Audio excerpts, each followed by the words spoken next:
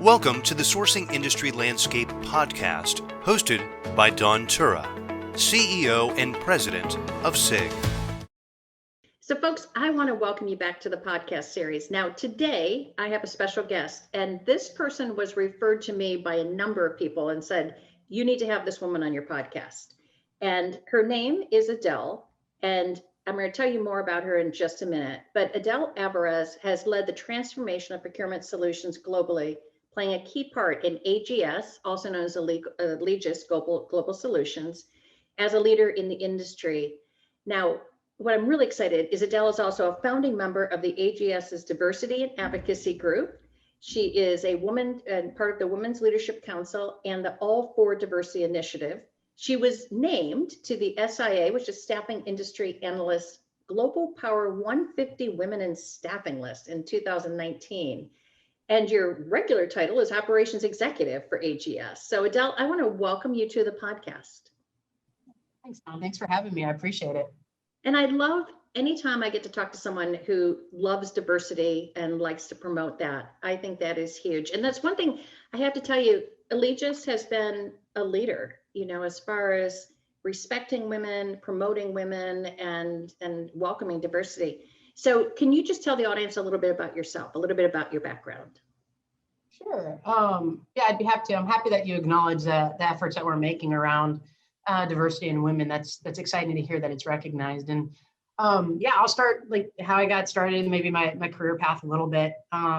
So straight out of college, I kind of had that need to make money for ultimately personal reasons we don't have to get into. But some friends who are also ex-athletes were really having a good time enjoying the fun world of recruitment.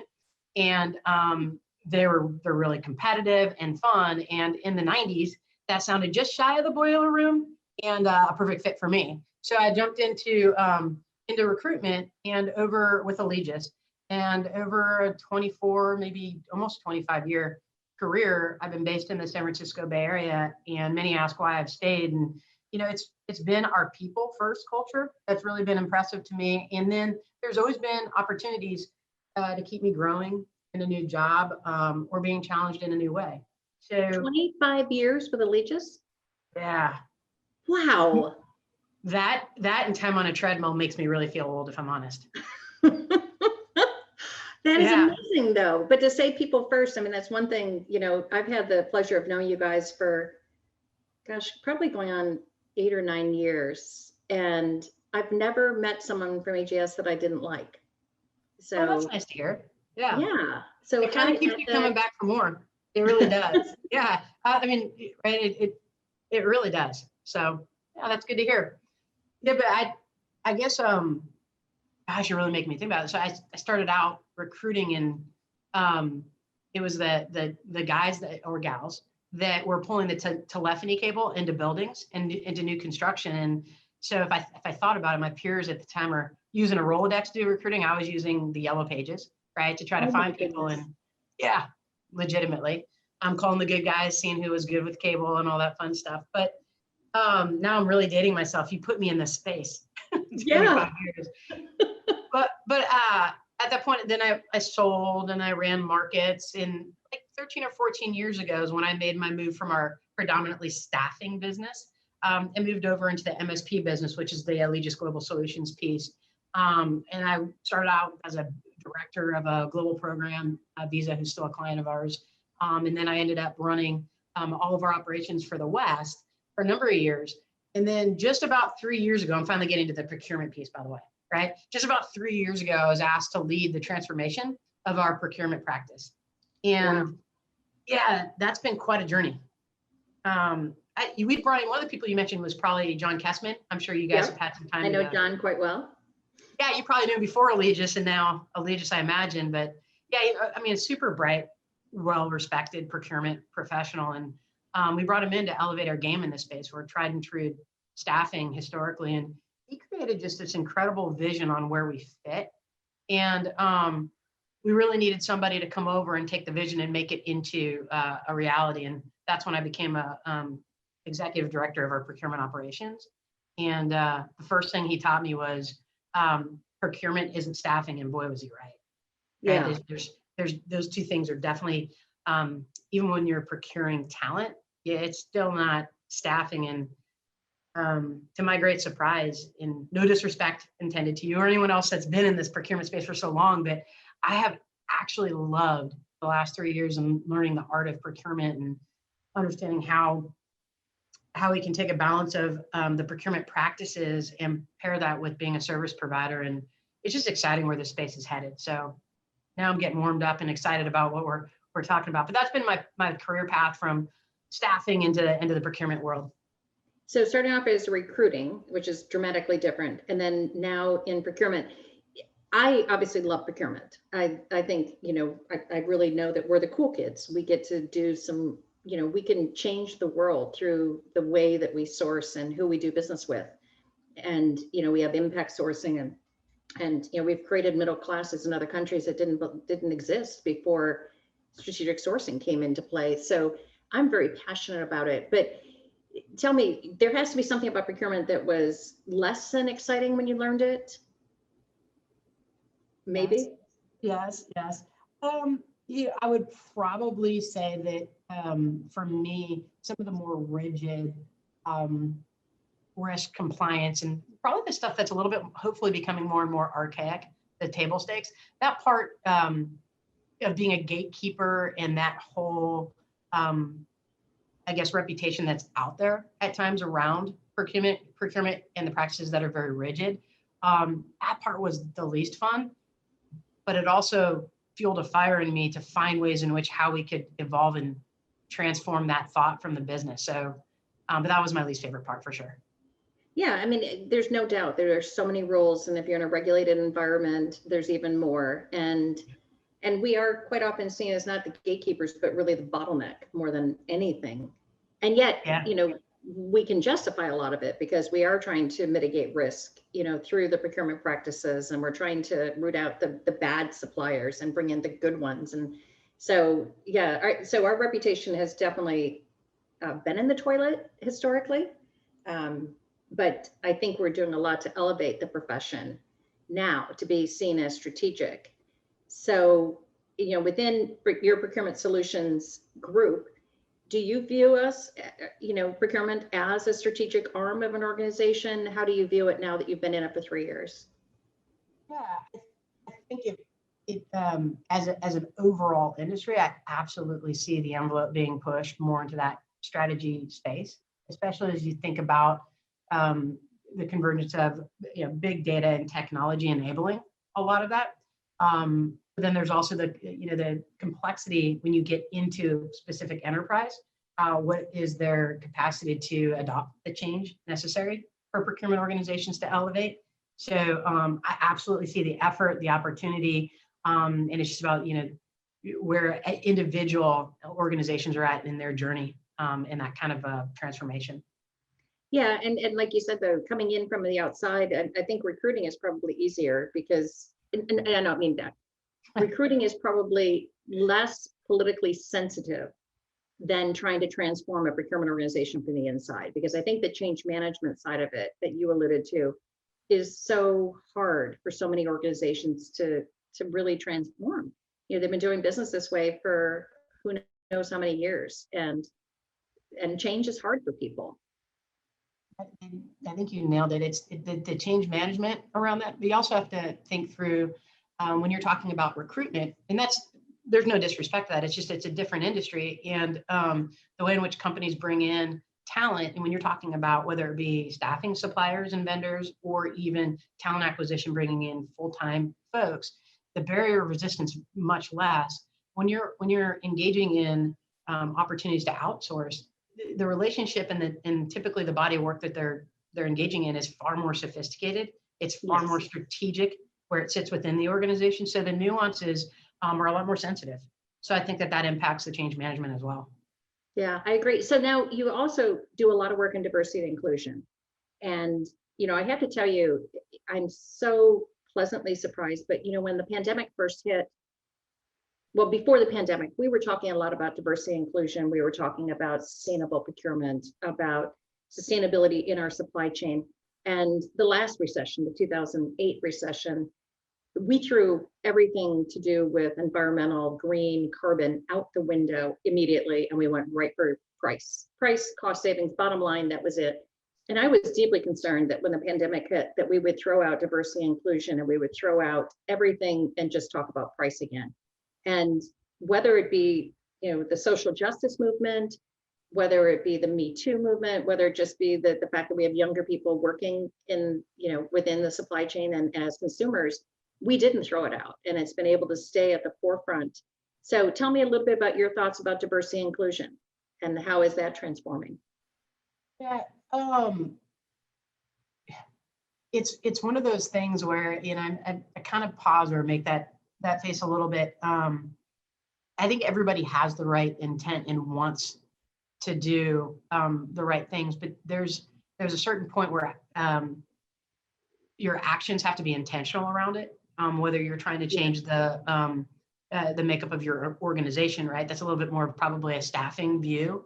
But as it relates to procurement, I think there's two ways that you're looking at that, right? Are you going to be part of helping change the face of the organization through the talent or the services that you're bringing in, and engaging in suppliers that have a sincere initiative to embrace all different diverse backgrounds in the candidates that they bring or that they have participating in projects or what have you.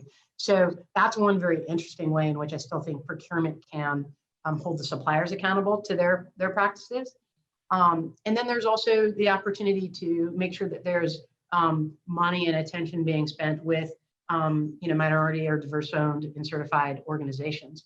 And I've really enjoyed the work that Allegis has done in that we don't just try to find ways to shift money, check a box, but we actually have some really cool stories we won't have time for today, but really cool stories where we've been able to coach and mentor those organizations and help them grow their business, not just funnel the money, but also be able to nurture their business and help them. So there's a lot of opportunity, I think, to have some real impact.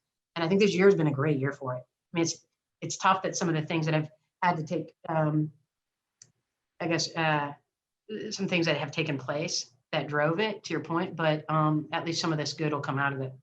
Yeah, and to me, it's, if you have to look, there's no silver linings to the pandemic, so I'm not going to pretend that there is. Yeah. But if you want to look for something good that came out of the year, the social justice movement and the recognition was good. And it was the perfect storm. Everybody's at home, everybody, is glued to the news, everybody is more engaged with what's going on.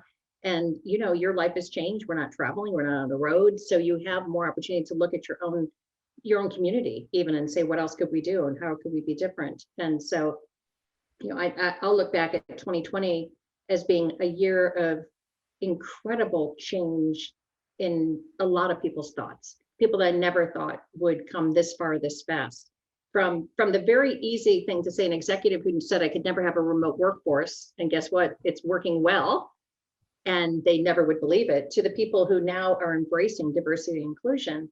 It's been a learning year, and it's been a lot of growth for a lot of people personally that the pandemic has brought.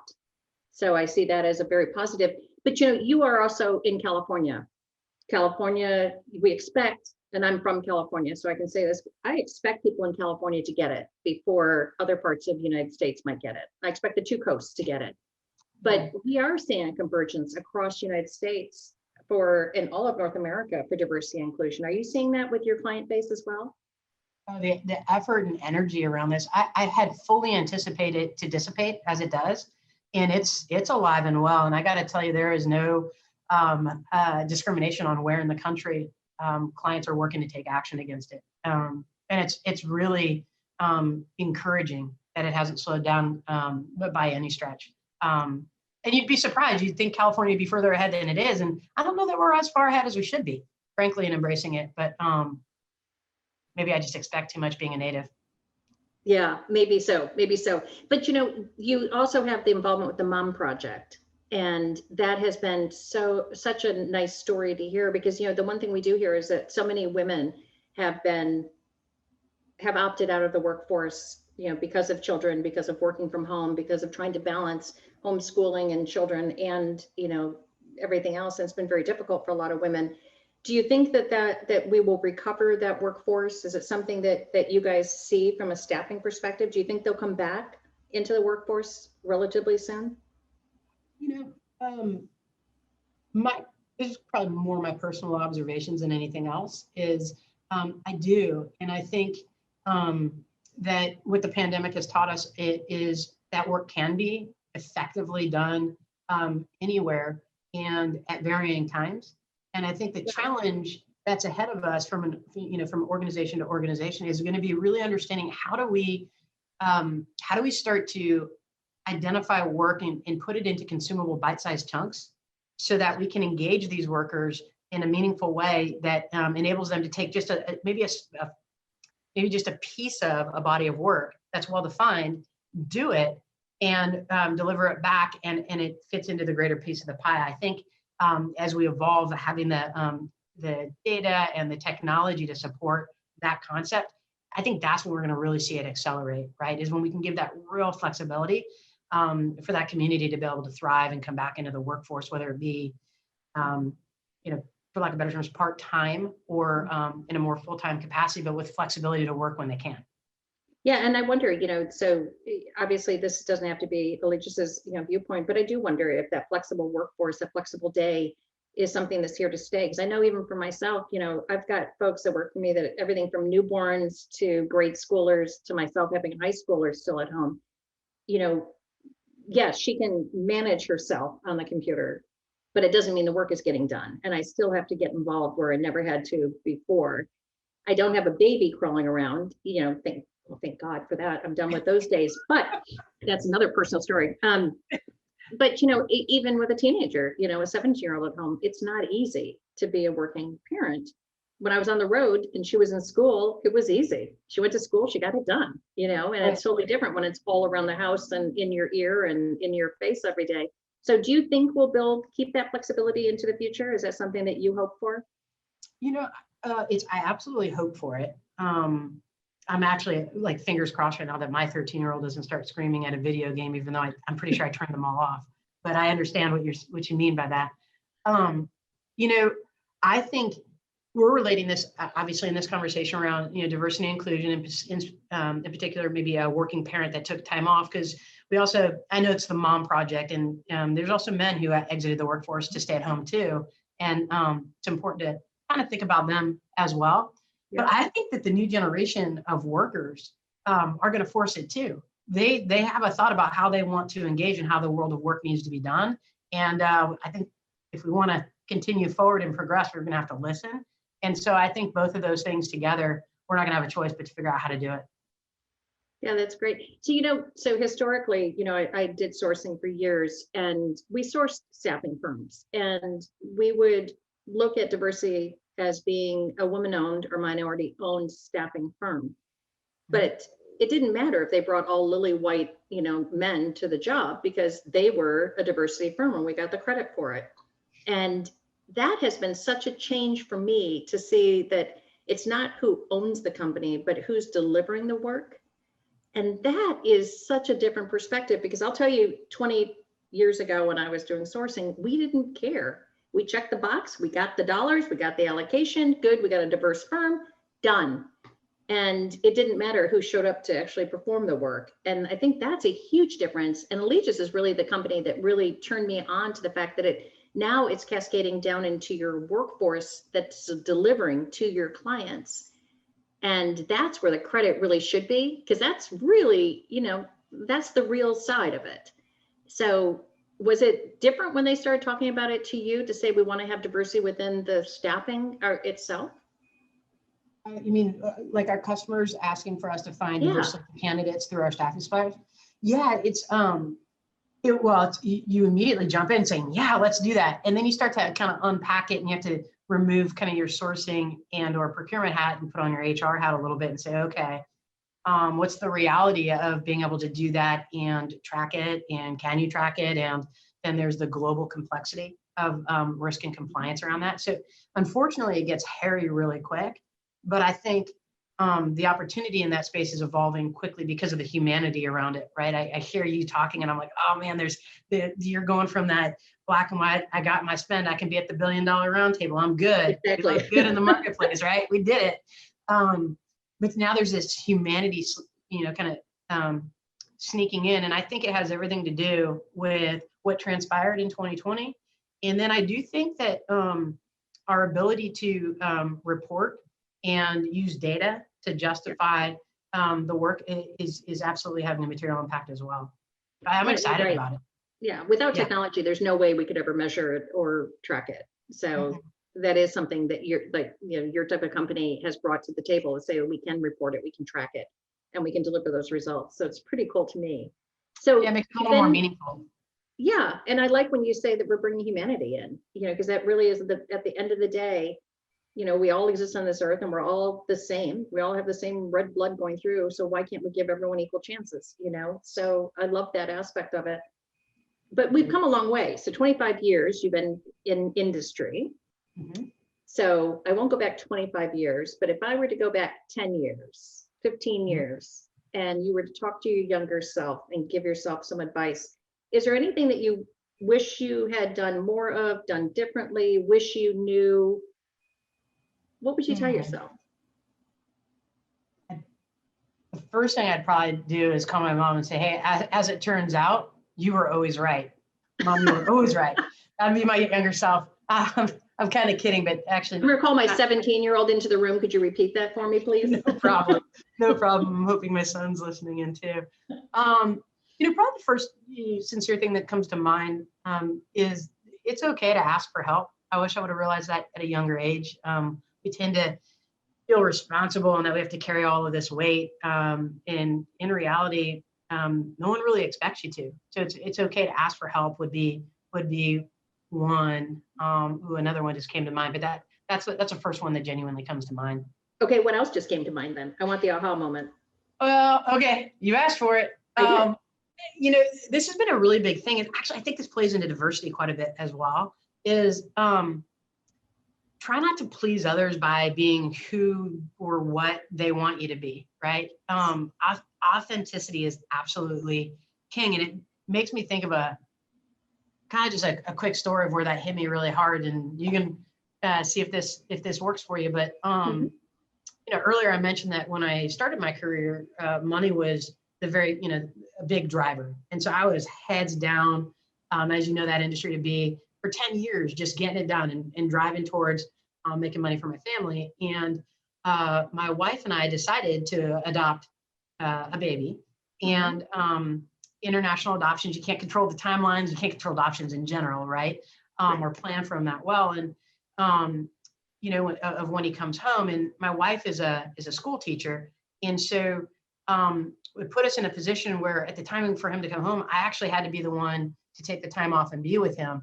And you would think that isn't a big deal, but it was the first time I stopped. I hadn't taken more than 7 days off in my first 10 years with Allegis. That was a me thing, not an Allegis thing, but it turned into a totally life-changing experience for me.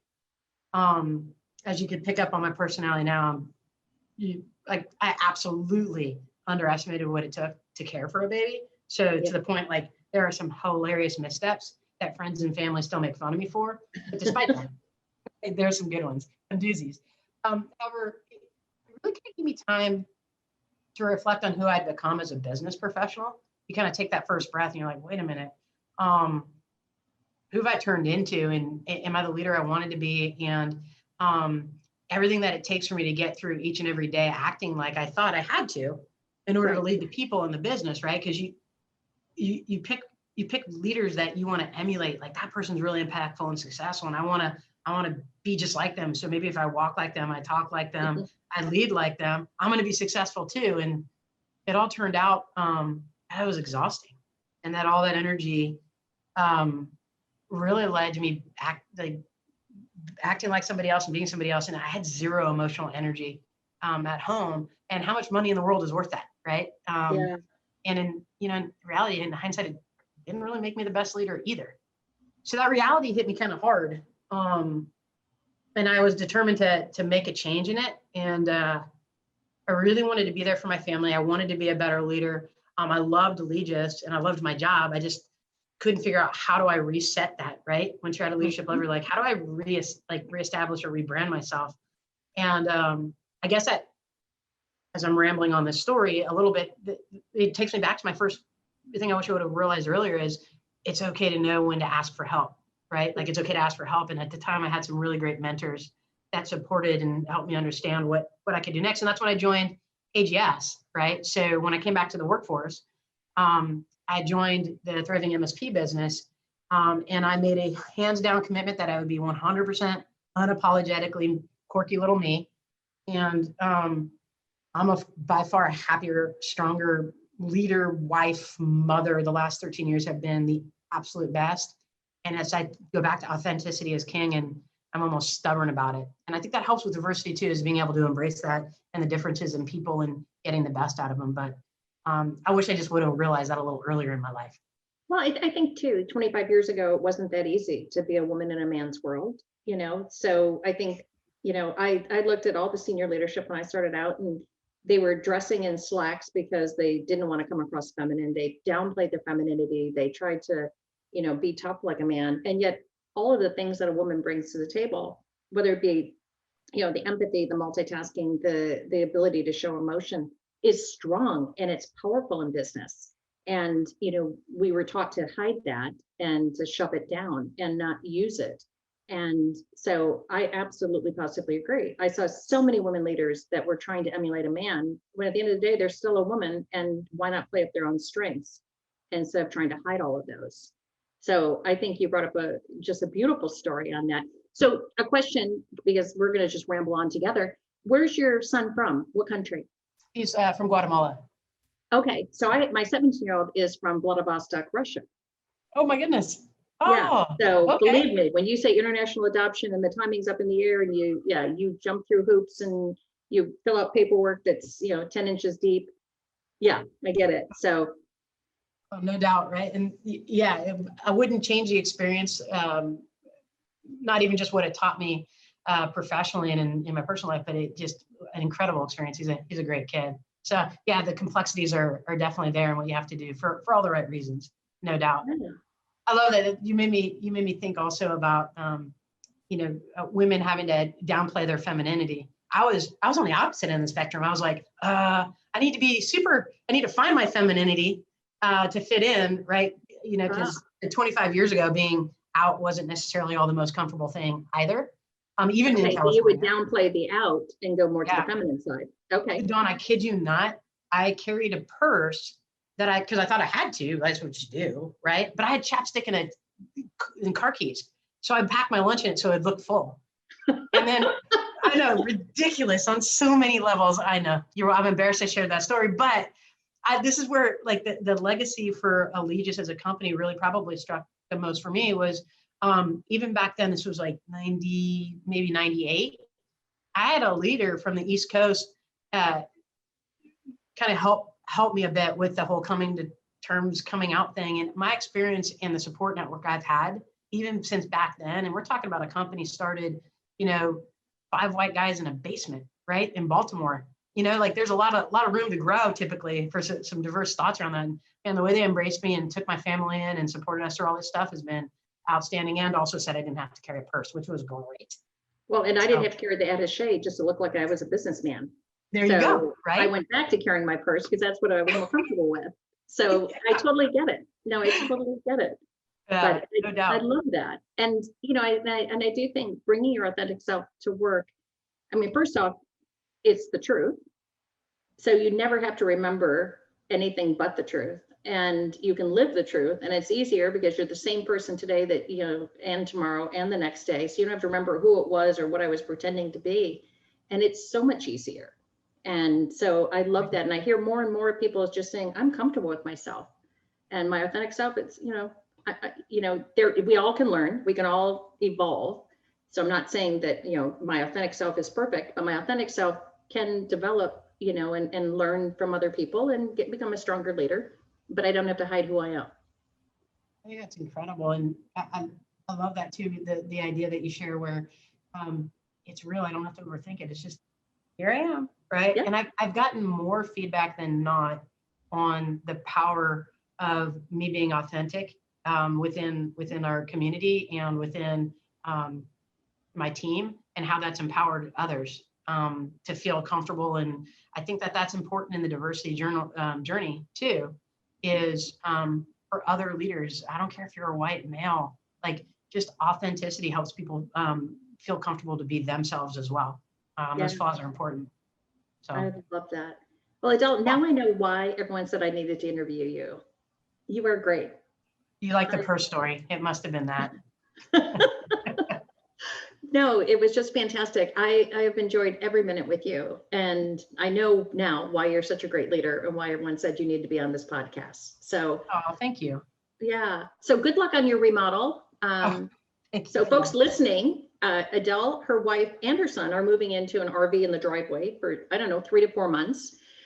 So I'd love to check back with you on a personal level in 3 to 4 months to see if you have any hair left and if you pulled it all out or how you're doing. And who knows, maybe we can do our next interview from a trailer. We've never done that before.